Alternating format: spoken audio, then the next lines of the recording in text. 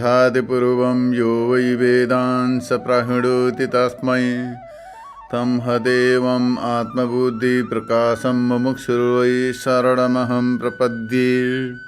वैदिक दिव्य विज्ञान प्रतिष्ठानमा सबैजनालाई हार्दिक स्वागत तथा अभिनन्दन गर्दै यो श्रीमद् भगवत गीताको चतुर्थ अध्याय अन्तर्गत आजको विषयलाई प्रस्तुत गरिन्छ, जसमा योभन्दा पहिला भगवानले बताउनु भयो कि पण्डित कसलाई भनिन्छ भन्ने सम्बन्धमा पनि बताउनु भयो।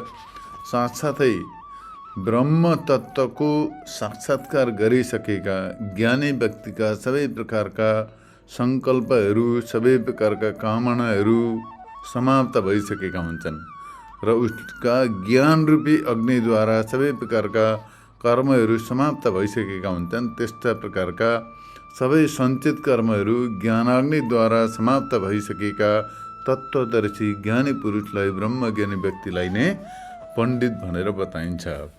पण्डा भनेको बुद्धि हो, जसमा चाहिँ ब्रह्म बुद्धि, आध्यात्मिक बुद्धि, ब्रह्मवृत्तियुक्त बुद्धिलाई पण्डा भनिन्छ। त्यो ब्रह्मवृत्तियुक्त बुद्धिले सम्पन्न व्यक्तिलाई पण्डित भनिन्छ।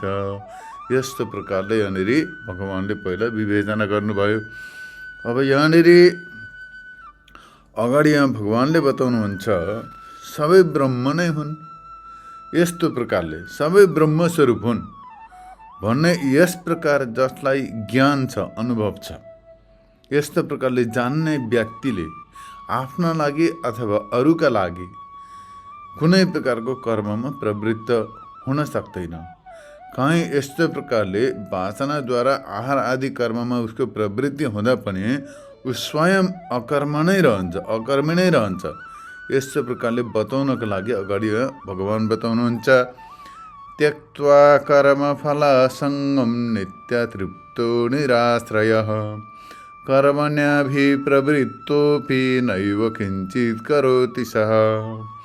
अर्थात ब्रह्मानंदमा मग्न रहने, जो ब्रह्मानंद से ब्रह्मानंद हो, तो ब्रह्मानंदमा, ब्रह्मस्वरूप आनंदमा मग्न रहने, कामना रहित, कुनै प्रकारको कामना छैन जसमा, त्यस्तो कामना रहित व्यक्ति देह आदिमा तादात्म्य रूप माने एट्याचमेन्ट भएर, शरीर आदिका साथमा एट्याचमेन्ट भएर अभिमानलाई छोडेर यदि कर्ममा प्रवृत्त भयो भने पनि त्यसले केही पनि गर्दैन। अर्थात् ऊ कर्महरूद्वारा लिप्त हुँदैन, कर्मद्वारा ऊ लिप्त हुँदैन। अब अज्ञानी व्यक्तिले त कुनै पनि कर्म गर्यो भने त्यसको कर्मको फल उसले भोग्नु पर्दछ। पुण्य गरे पनि भोग्नु पर्दछ, पाप गरे पनि त्यसको फल भोग्नै पर्दछ। तत्त्वज्ञानी व्यक्ति जो छ उसले कुनै शरीरसँग सम्बन्ध राखेर, स्थूल शरीरसँग एट्याचमेन्ट राखेर आफ्नो शरीर निर्वाहका लागि, जीवन निर्वाहका लागि कुनै प्रकारको कर्म गरिहाल्यो भने त्यो कर्मद्वारा ऊ लिप्त हुँदैन, त्यो कर्मको फल उसले भोग्नु पर्दैन। यस प्रकार भगवानले यहाँ बताउनु भयो। अब यो भयो भावार्थ। अब यसको व्याख्याद्वारा यसलाई स्पष्ट रूपले बुझिन्छ। ब्रह्म ज्ञानी स्वयं तृप्त माने नित्य आनन्दैक रस आफ्ना आत्मस्वरूपले सन्तुष्ट हुन्छ, आफूमा सन्तुष्ट हुन्छ। उसलाई सन्तुष्टिका लागि कुनै वस्तु, कुनै व्यक्ति, कुनै पदार्थ, कुनै केही सुविधाको, लौकिक भौतिक सुविधाको जरुरी पर्दैन। ऊ स्वयंमा तृप्त हुन्छ, स्वयंमा आनन्द मग्न रहन्छ। त्यसकारण गर्दै ब्रह्मज्ञानी व्यक्तिलाई स्वयं तृप्त मानिन्छ। नित्य आनन्दैका रस आफ्ना आत्मस्वरूपले ऊ सन्तुष्ट छ, आत्मस्वरूपलाई साक्षात्कार गरेको छ उसले। त्यसकारण गर्दै आत्मस्वरूपलाई साक्षात्कार गरेर ब्रह्मद्वारा तृप्तिलाई प्राप्त गर्दछ। माने ब्रह्मस्वरूपमा नै तृप्त हुन्छ, आफ्ना स्वरूपमै तृप्त छ।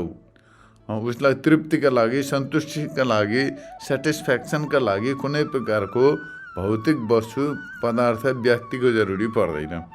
यस्तो छ। स्वरूप सुखलाई उसले प्राप्त भएको छ। स्वरूप सुख, आफ्नो स्वरूपको जो सुख छ हो त्यसलाई उसले प्राप्त गरेको छ, त्यसलाई रियलाइज गरेको छ, अनुभव गरेको छ।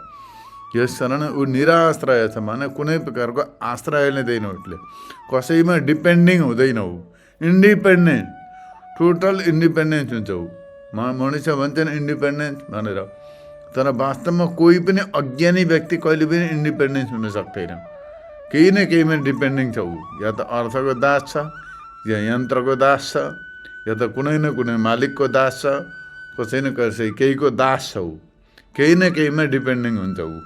तर इन्डिपेन्डेन्ट व्यक्ति त्यो मात्रै हुन्छ जो ब्रह्मज्ञानी छ, जसले स्वरूपलाई साक्षात्कार गरेको छ ऊ मात्रै। अज्ञानी व्यक्ति इन्द्रियको दास हुन्छ। एक दिन चिया खाएन भनेदेखि टाउको दुख्छ उसलाई, तम्बाकु खान पाएन भनेदेखि अब डिप्रेसन हुन्छ उसलाई। त्यसै मदिरा पिउने आदत भएको व्यक्तिलाई मदिरा पिउने पाएन भने त्यतिकै बिजोग। त्यस कारणले गर्दाखेरि उनीहरू कहिले पनि साना साना विषयको दास हुने गर्दछन्। अब एउटा दोमा खाने व्यक्तिलाई त्यो दोमा भेटेन भने दास हुन्छ, त्यसलाई त्यो निन्द्रा पनि लाग्दैन, भोक पनि लाग्दैन, त्यस्तो हुन्छ। आदत भनेको बडा खराब चिज हो त्यसो। तर ब्रह्मज्ञानी व्यक्तिलाई कुनै किसिमको भौतिक वस्तुको आदत हुँदैन, कुनै भौतिक पदार्थको आदत हुँदैन। ऊ स्वरूपमा सन्तुष्ट हुन्छ, स्वरूपद्वारा ऊ एकदम पूर्ण आश्वस्त हुन्छ, स्वरूप सुखलाई प्राप्त गरेको छ।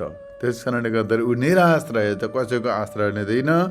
यस्तो प्रकारले जो व्यक्ति जसको साधनासहित कर्मको आश्रय गर्दछ त्यो आश्रय भनिन्छ। जसले कर्मसहित ती कर्मका साधनहरूको आश्रय लिन्छ उसलाई आश्रित मानिन्छ, अथवा कुनै पनि भौतिक विषयको आश्रय लिन्छ भने त्यो आश्रित मानिन्छ। काम, त्यो कामद्वारा रहित छ त्यो निराश्रय हुन्छ। माने जो जसका हृदयमा कुनै प्रकारको कामना छैन, कुनै सङ्कल्प पनि छैन, कुनै केहीको आश्रय पनि लिँदैन भने त्यसलाई निराश्रय भनिन्छ। निष्काम छ ऊ, कुनै प्रकारको आश्रय लिँदैन भने निष्काम छ। निर्गत काम, निष्काम, डिजायरलेस छ। यस कारणले गर्दाखेरि ऊ कर्ममा प्रवृत्त हुँदैन। कर्ममा को प्रवृत्त हुन्छ भन्दा जो कामना युक्त छ त्यही व्यक्ति कर्ममा प्रवृत्त हुन्छ। कामना रहित व्यक्ति कर्ममा प्रवृत्त हुँदैन, किनभने प्रवृत्तिको कारण नै काम हो।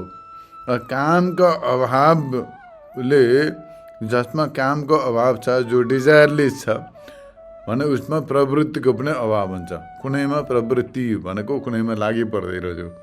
त्यस कारणले गर्दाखेरि कुनै कर्ममा त्यो ऊ लाग्दैन। त्यस्तो प्रकारले यहाँनिर बताउनु भयो। अब यसै प्रकारले अगाडि बताउनुहुन्छ, यदि भावनाद्वारा कुनै भावित भएर कुनै प्रकारको वासना कहीँ अब भिक्षाटन गर्नु पऱ्यो, शरीर निर्वाह गर्नु पऱ्यो, बाँचुन्जेलसम्म त जीवनयात्रा चलाउनु पऱ्यो, त्यस कारणले गर्दा हो त्यसका लागि प्रवृत्त भयो भने पनि कर्मफलमा आसङ्गको माने कर्मफलप्रति आसक्त रहित हुनाले गर्दाखेरि कर्म जसमा फलीभूत हुन्छन् त्यसलाई कर्मफलसँग भनिन्छ। तर अज्ञानी व्यक्तिले गरेका कर्मको फल उसलाई प्राप्त हुँदैन।